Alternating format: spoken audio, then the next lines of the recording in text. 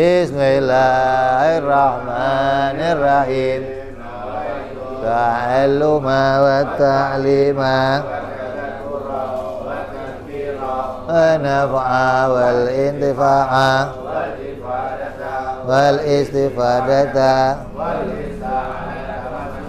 fi kitabillahi wa sunnati rasulillah sallallahu alaihi wasallam wa du'a ilal huda wa dilalata alal khairi ibtigha'a mardatihi wa lutfi wal afiyah. Bismillahirrahmanirrahim. Alhamdulillahirabbil alamin. Salatu wassalamu ala asyrafil anbiya'i wal mursalin Sayyidina wa habibina wa syafi'ina wa maulana Muhammadin wa ala alihi wa sahbihi ajma'in. Amma ba'du, qala musanniful kitab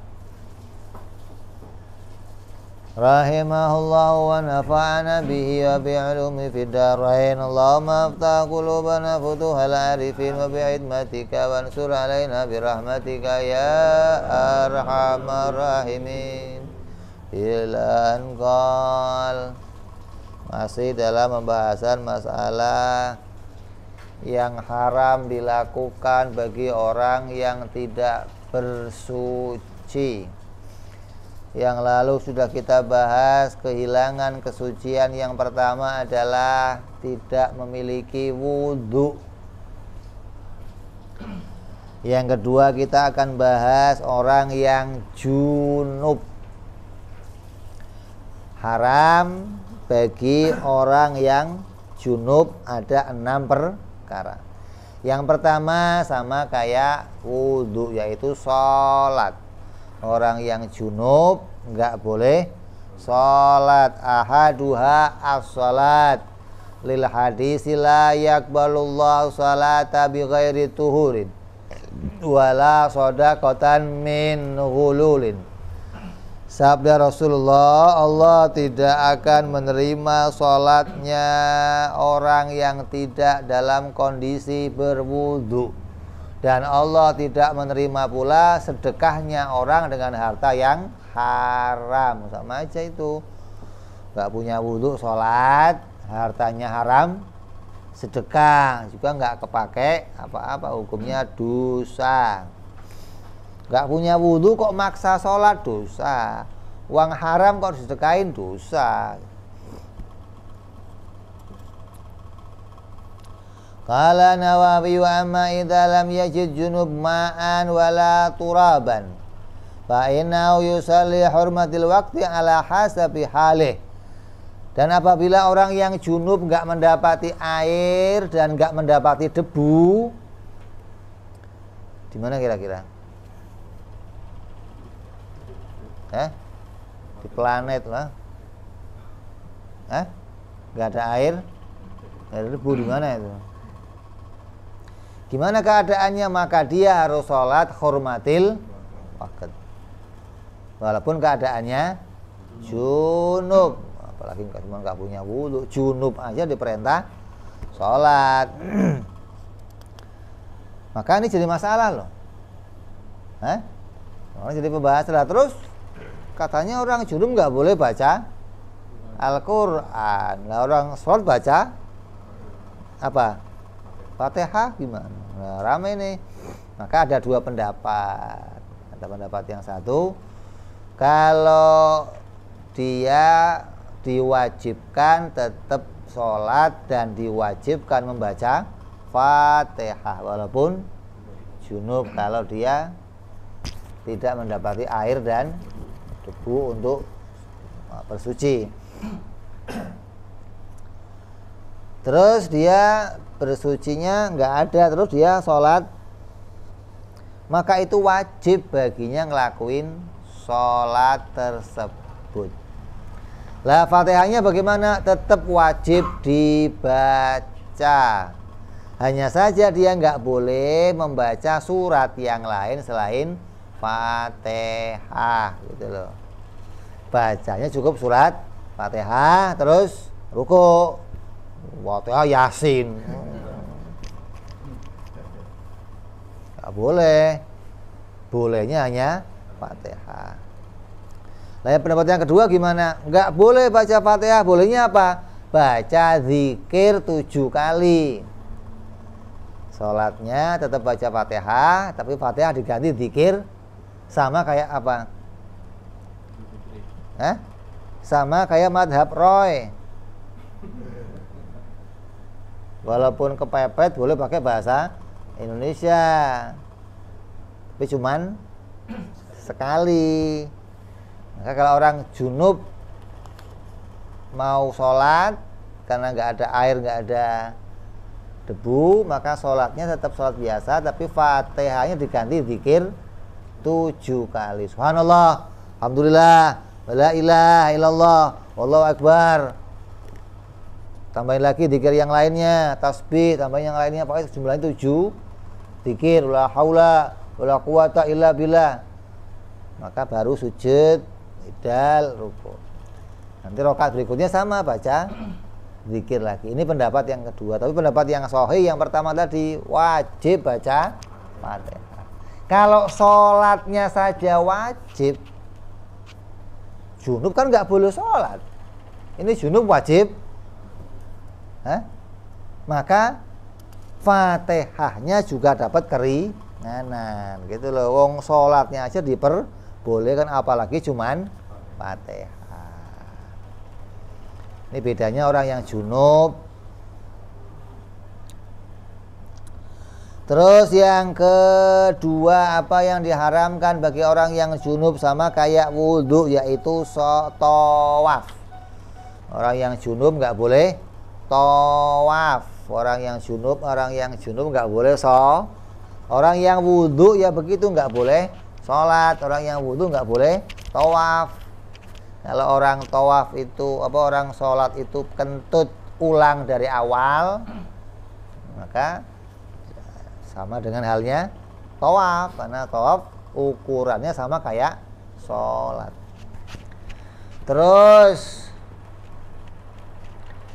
yang ketiga adalah atsalitsuha masul mushaf, yaitu memegang mushaf.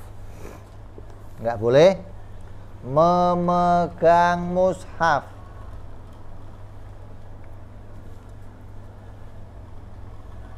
Qala Nawawi idza katabal junubu awal muhditsu mushafan in kana ya'mil waraqah wa yamussuha halal kitabah wa huwa haramun.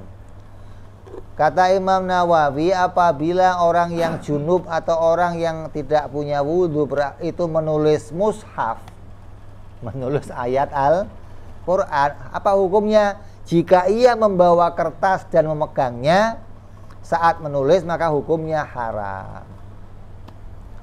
Tapi kalau pegangnya pulpennya doang, tulis, nggak haram. Karena nggak pegang mushaf dia, pegangnya apa? Pulpen. Helahnya ada aja tuh.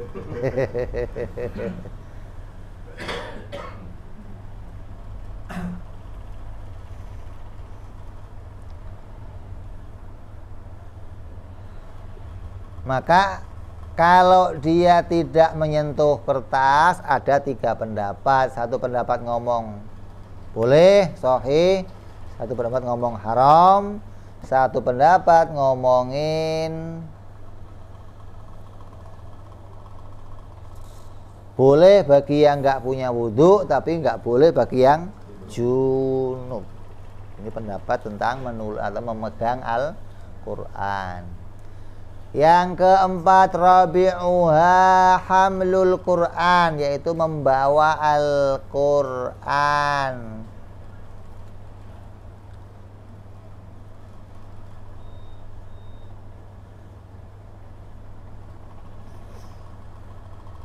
Maka membawa Al-Quran menyentuhnya saja, apalagi bawa, kan lebih berat ini bawa dibanding menyentuh. Qala Nawawi sawa'un hamilahu bi khilafin Au bi ghairihi inta. Sama saja yang membawa itu dibungkus dengan sampulnya atau tidak dibungkus dengan yang lain. Wong junub gimana sih? Orang junub itu kan nggak boleh bawa apa-apa. Artinya nggak boleh berkaitan sama Al-Quran, nyentuh atau memegang. Boleh ayajuzu hamlu hamil mushaf wala yajri fi tafsilul mata. Boleh dia orang yang junub itu bawa Al-Quran boleh, tapi sama orang-orangnya sekalian gitu loh. Ada orang bawa Quran, orangnya bawa sekalian. Nah, jangan cuma Qurannya doang. Boleh kalau begitu, dipanggul.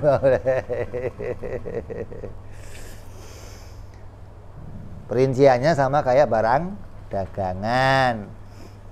Nah, kalau orang yang jual Quran itu nggak punya wudu gimana?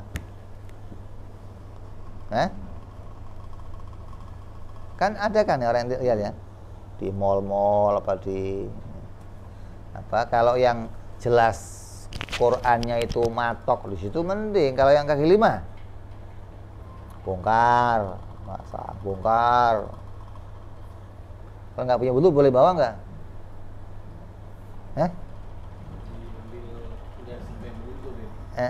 Jadi yang dibawa apa? Dagangan, bukan bawa Quran, bukan. Saya bawa dagangan. Dagangan ya nggak apa-apa, bukan bawa Quran, bawa dagangan kan.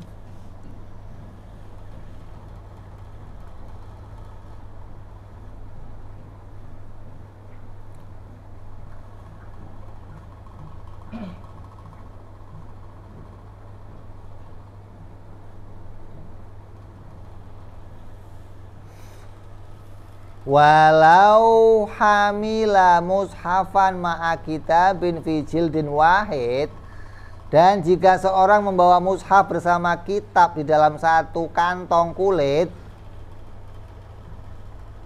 fa hukmuhu hukmul mushaf ma'al mata, maka hukumnya sama dengan hukum membawa mushaf bersama barang dagangan. Fi tafsil mari binisbatil hamil, yang telah berlalu dibicarakan dari sebelumnya. Artinya orang yang membawa mushaf dengan barang lain di satu tas atau ransel, atau hukumnya bagaimana? Hukumnya sama kayak bawa dagangan. Diniatin jangan bawa Quran, niatin bawa kitab gitu loh. Amal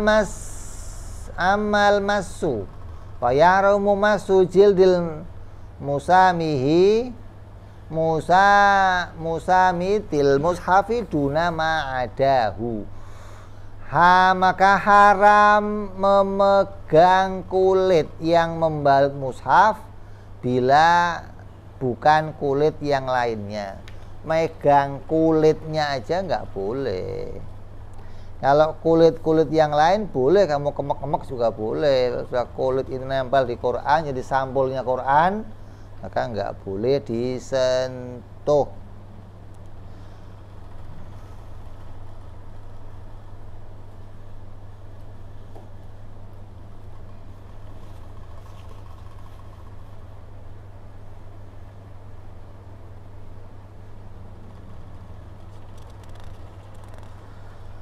Beda lagi kalau memegang dengan ada penghalangnya, maka ya nggak apa-apa. Kayak megang kulitnya orang lah, ada penghalangnya nggak apa-apa. Megang Quran tapi ada penghalangnya, pakai sapu tangan, pakai ya nggak apa-apa gitu. Megang bukan bawa. Bawa.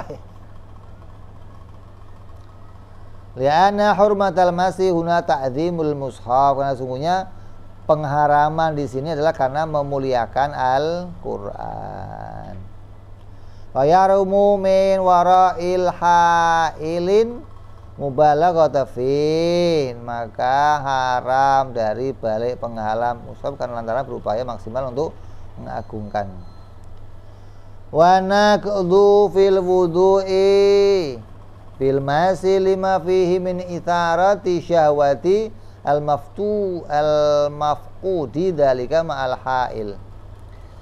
Sementara batalnya wudhu dengan sebab memegang, karena sungguhnya yang terdapat pada pemegang tersebut yaitu pengaruh syahwat yang dapat hilang disertai adanya penghalang. Pakai wudhu nyentuh, punya wudhu nyentuh kulit, yo batal. Kalau ada penghalangnya gimana? Nggak apa-apa. Karena apa? Penghalang itu menghalangi syahwat. Sama dengan kulit, Quran dikasih penghalang itu menghalangi keharamannya.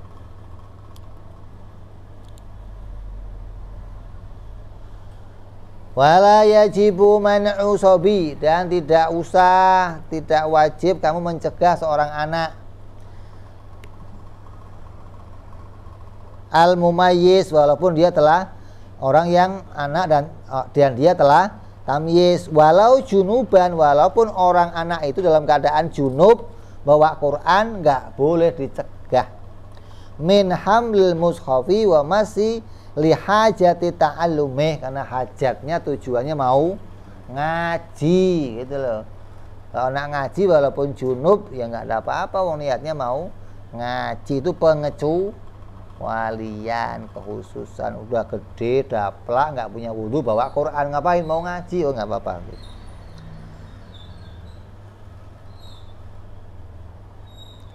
Maka letak diperbolehkannya kenapa? Karena lidirasati, karena untuk dipelajari.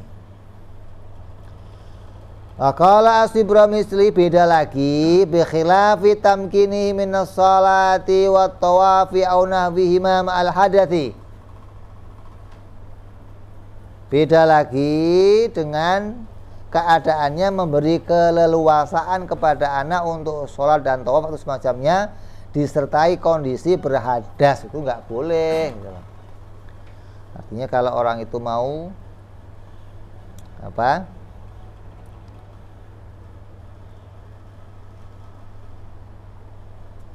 melatih anaknya, maka kalau dia mau belajar Qur'annya boleh dibawa walaupun nggak punya wudhu. Tapi kalau kamu mau membebaskan anak kamu sholat di masjid, tawaf, ya harus punya wudhu.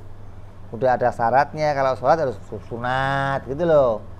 Sudah harus apa, punya wudhu, maka dia bisa masuk ke dalam shaf. Anak yang nggak punya wudhu, nggak sunat, itu memutus shaf gitu loh. Jadi kalau ente membawa anak ke masjid, taruh pojok sendiri atau taruh di luar shaf. Kecuali anak kamu sudah sunat satu dan sudah bisa wudhu sempurna, baru boleh masuk shaf. Tawaf juga begitu, mau ente ajak tawaf ya harus punya apa? Punya wudhu dan dia sudah sunat.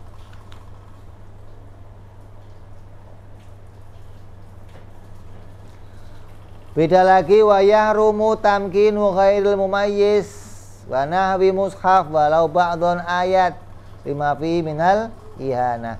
Enggak boleh memberikan keleluasaan kepada bocah yang belum tamyiz untuk megang-megang Quran walaupun cuman satu lembar, satu ayat. Kenapa? Takut disobek, takut diinjak, takut dijilat, takut dimakan, takut nggak dimul, ya kan. Beda yang udah tamyiz, sudah bisa paham, oh ini Quran, harus dimul, ya kan. Kalau yang belum mengerti nggak boleh.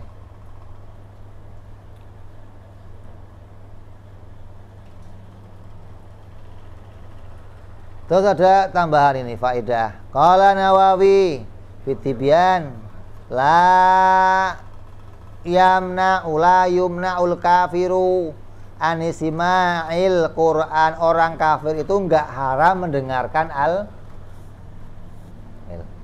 duduk di ru'yah namanya loh.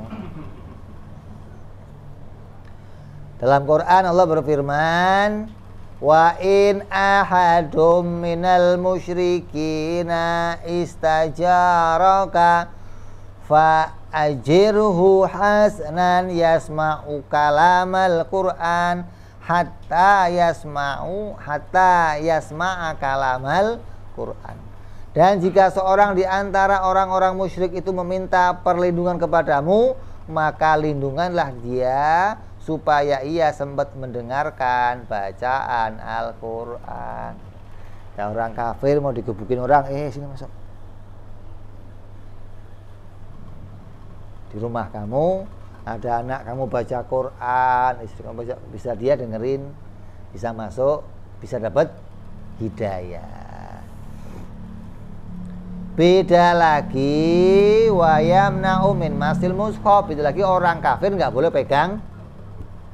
Kamu lihat orang kafir pegang Quran, boleh kamu rampas. Kenapa? Karena haram. Nggak boleh dia yang pegang, wajib kamu merampasnya. Loh, kalau dia ngajak berantem, ya ada berantem. Kenapa? Nggak boleh. Orang kafir hanya boleh mendengarkan Al-Quran. Tapi ada pengecualian. Wal yajuzu ta'limul Quran, apakah boleh mengajarkan orang kafir Quran? Jawabannya, jika bisa diharapkan masuk Islamnya boleh.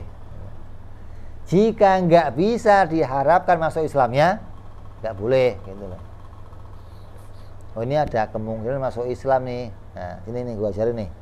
Ini ayatnya begini maknanya.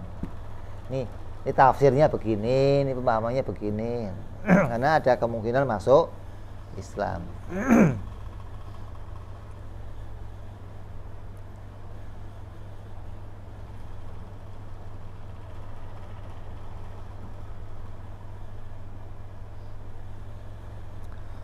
Wa amma idza ra'ainahu yata'allamu fahal yumna'u fihi wajhan intah.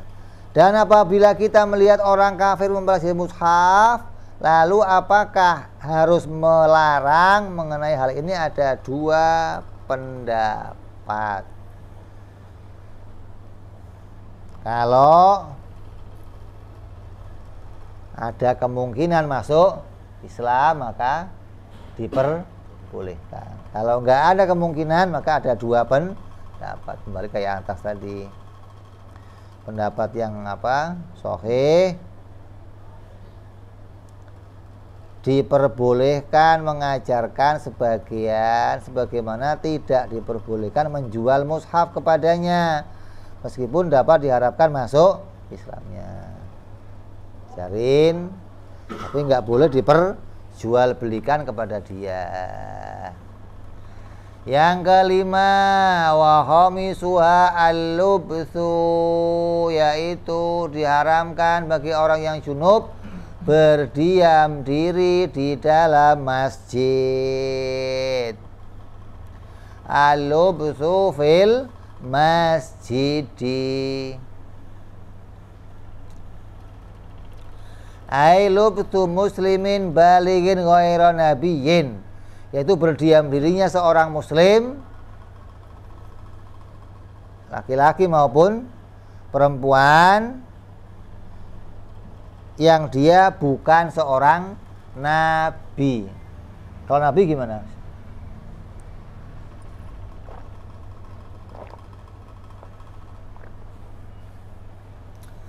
Nabi nggak haram.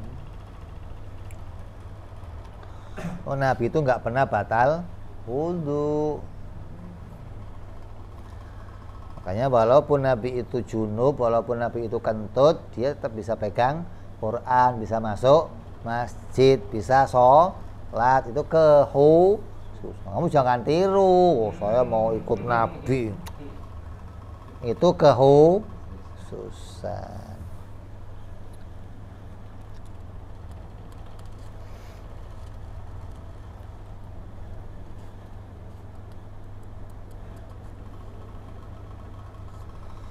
Berapa lama kita nggak boleh berdiam diri di masjid? Katakan oleh Imam Nawawi di sini, walau kana alubtu biqadri tumakninah. Walaupun berdiam dirinya itu seukuran tumak ninah. Coba orang tumak ninah berapa itu?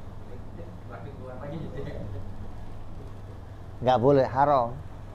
Tumak ninah itu ukurannya seukuran bacaan subhanallah. Jadi udah nggak boleh sama sekali udah.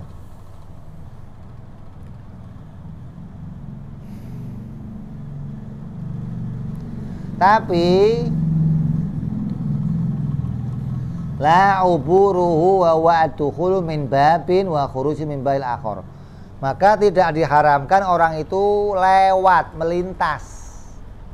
Masuk pintu sini, keluar boleh. Itu dihitung nggak berdiam namanya, melintas, lewat gitu loh. Menghela lagi nih. Lu masuk masjid, bukan lewat, gua nggak berhenti. Ada aja. Lah ngapain orang junub kok masuk masjid? Biasanya ada anaknya lari ke masjid, gitu loh. Gendong anak, main depan masjid, masuk ke masjid karena khawatir disusul. Maka dia harus masuk, tapi harus pintu yang satu, keluar pintu yang. Kalau masjidnya pintunya satu, haram, nggak boleh.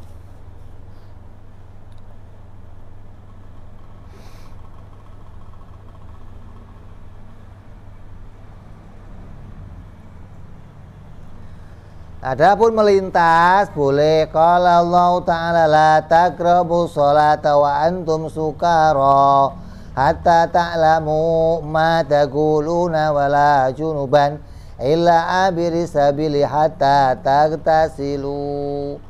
Janganlah kamu sholat sedangkan kamu dalam keadaan mabuk sehingga kamu mengerti apa yang kamu ucapkan. Jangan pula menghampiri masjid sedang kamu dalam keadaan junub kecuali kamu telah keluar selesai mandi.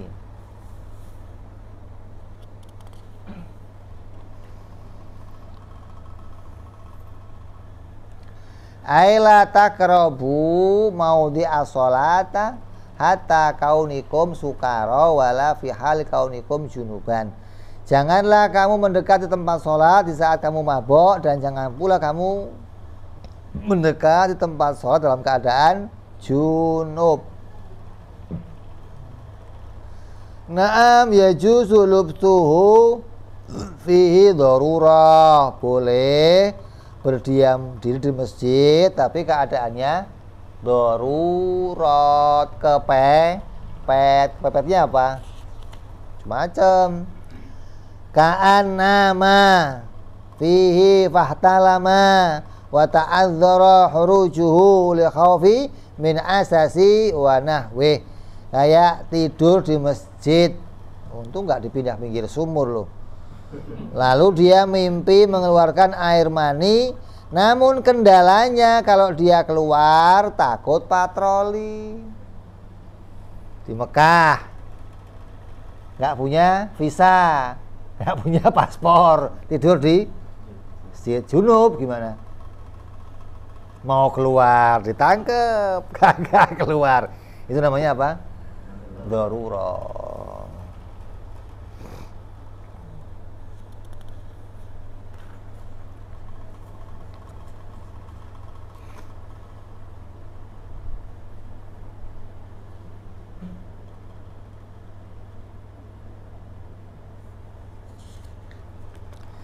Tapi wajib bagi dia yang tadi kepepet darurat di masjid itu, wajib bagi dia bertayamum jika ditemukan debu yang bukan debu masjid. Kok nggak mandi kenapa? Haram lu mandi pakai air masjid buat apa namanya? Junub loh. Kalau nanti mau apa? Ke masjid ya harus dalam keadaan apa? Tidak junub.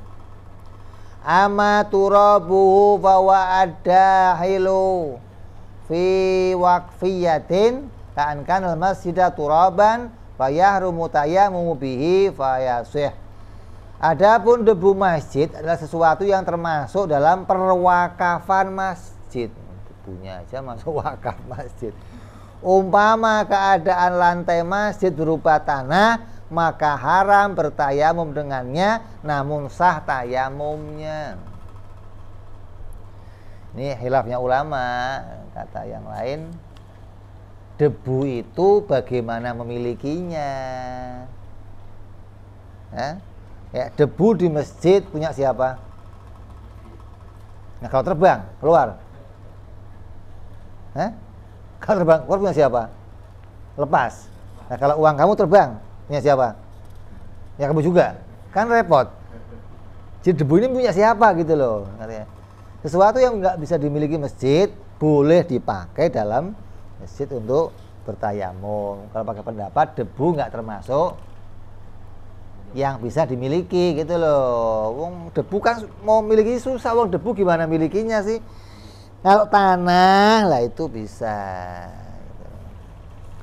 Jadi kalau masjid dalam keadaan bertanah, ini pendapat yang diambil Imam Nawawi, maka tanahnya nggak boleh dipakai untuk bertayamum.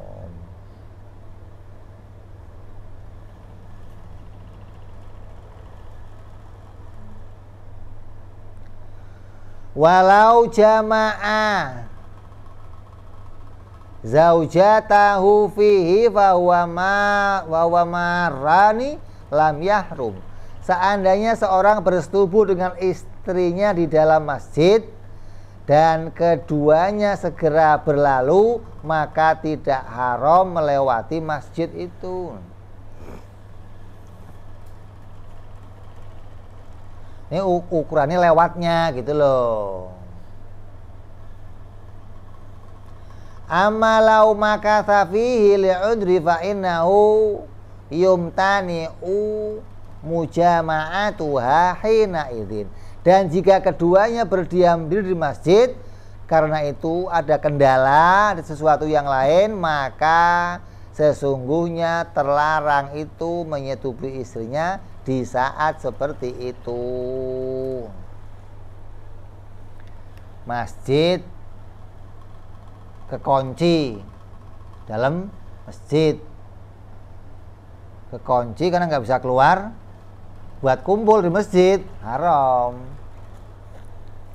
Kecuali masjid terbuka, entah kamu pikiran kemasukan apa, tak tahu harimnya di sekretariat dipakai umpamanya, terus langsung keluar, nggak haram gitu loh. Beda kalau kamu kekunci di sekretariat terus kumpul, maka hukumnya haram.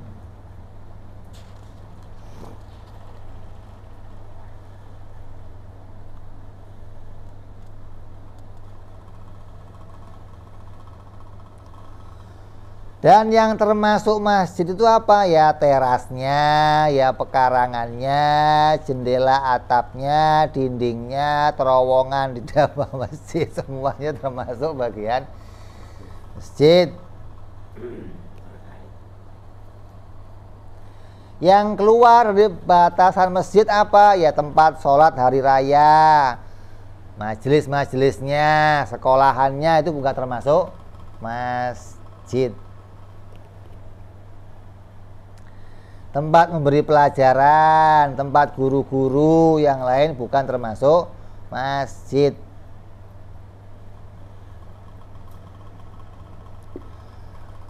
Waribat, ribat itu apa? Ribat itu rumah yang dibangun untuk orang-orang fakir dekat masjid.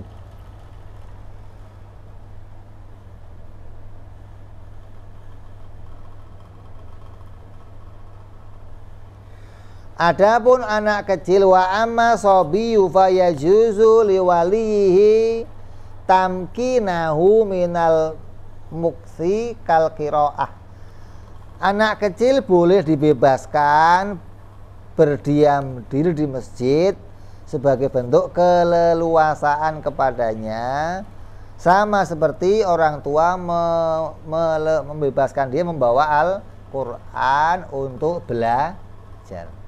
Yang penting tamyiz, yang penting udah ngerti. Wa amma sabiyu fayahilu muktu fil masjid junuban wa minal hasaisih. Adapun Nabi sallallahu alaihi wasallam maka halal boleh berdiam diri beliau di masjid dalam keadaan junub kala ini kekhususan baginya. Kenapa begitu? Karena Nabi itu lebih penting banyak di dalam masjid, banyak urusan kenegaraan, maka itu dikhususkan baginya.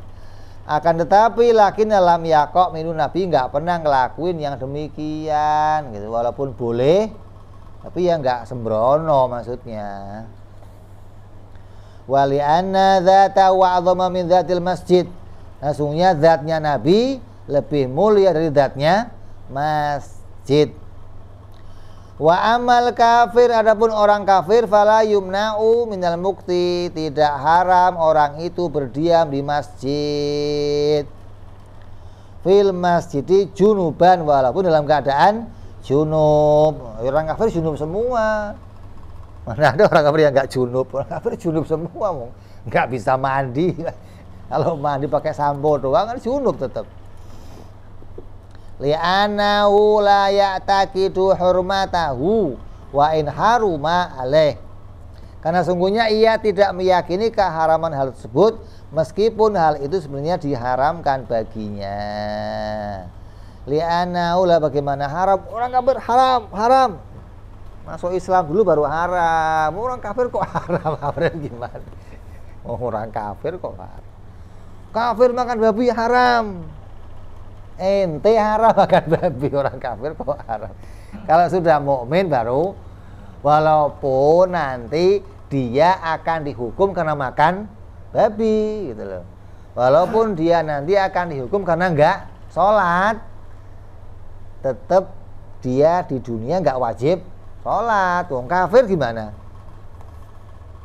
Tapi di akhirat nanti ditanya, kamu enggak sholat zuhur ya? Loh kan saya belum mukmin, kapok lagi lah kalau nggak mukmin loh.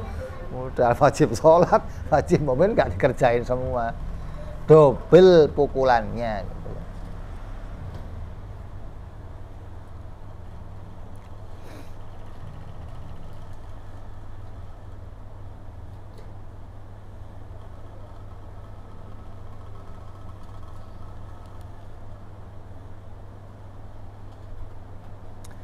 Wala yajuzu lahu duhul masjid walau ghaira junubin illa bi'idni muslimin balighin ma'a hajah.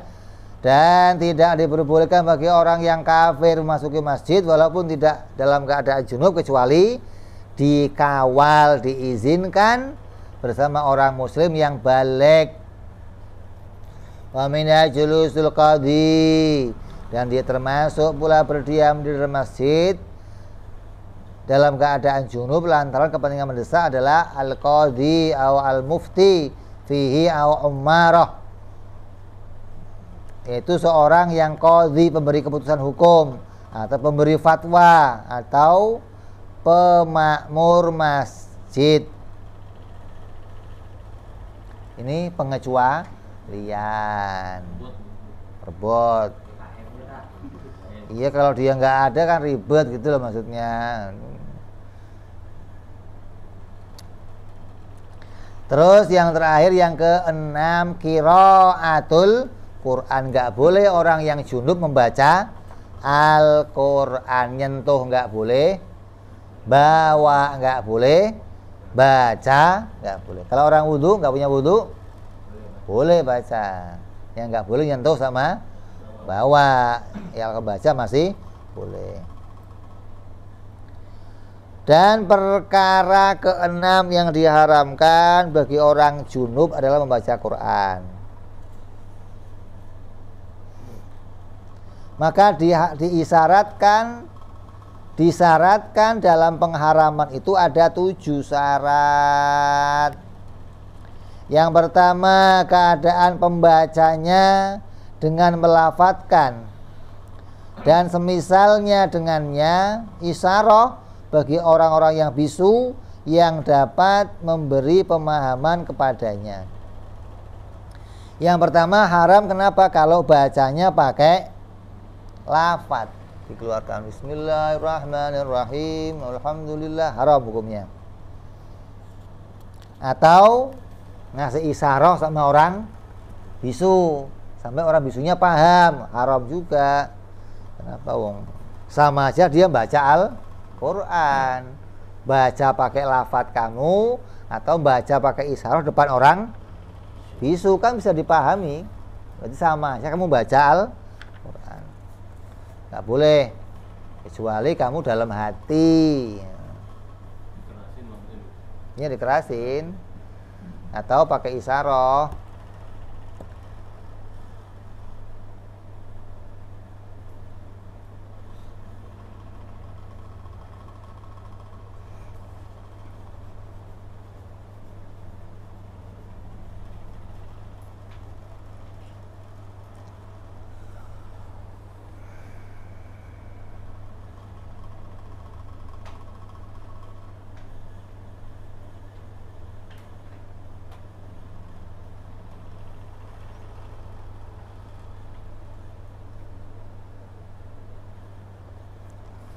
Ini menjelaskan tentang isyarah. Nanti pakai isyarah. Isyarah itu sama dengan membaca gitu loh.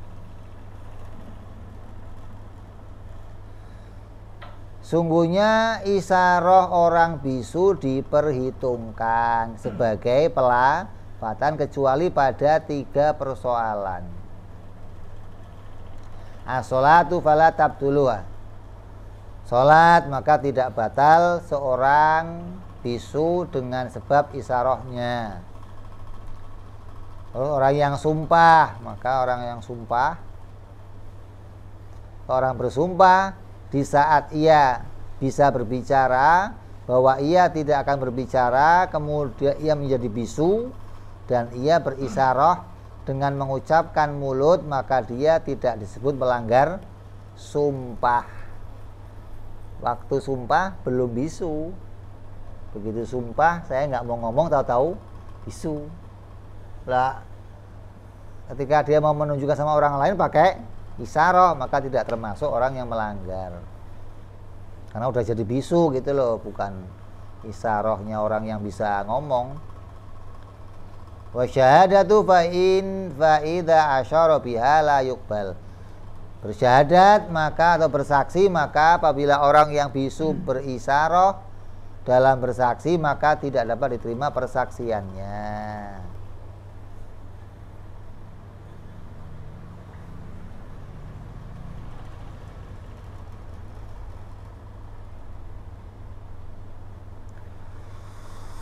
Terus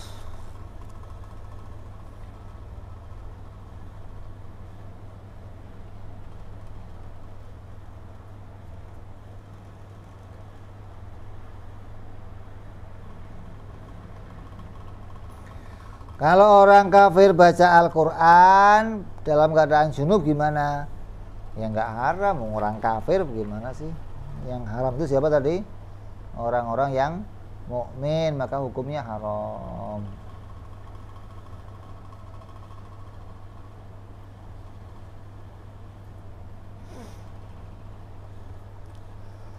Terus ada 6 perkara yang diharamkan bagi orang yang junub. Apa pertama? Sholat, tawaf, megang Al-Quran, bawa Al-Quran, berdiam di masjid, membaca Al-Quran. Insyaallah kita sambung yang akan datang bicara 10 perkara yang haram bagi orang yang haid. Wallahu a'lam bishawab. Wa ila hadratin Nabi. Al-Fatihah. A'udzu billahi minasyaitonir rajim. Bismillahirrahmanirrahim. Alhamdulillahirabbil alamin arrahmanir rahim maliki yaumiddin. Iyyaka na'budu wa iyyaka nasta'in ihdinas siratal mustaqim. Siratal ladzina an'amta 'alaihim ghairil maghdubi 'alaihim waladdallin. Ya Rabbana i'tarafna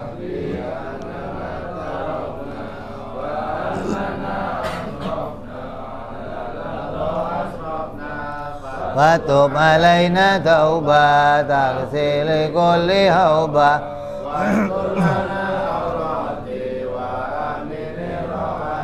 wa li walidina rabbi wa mauludina wal ali wa ikhwani حلني وكل ذي محبة أو جيرة أو صحبة والمسلمين أجمعين ربي فضلا وجودا منان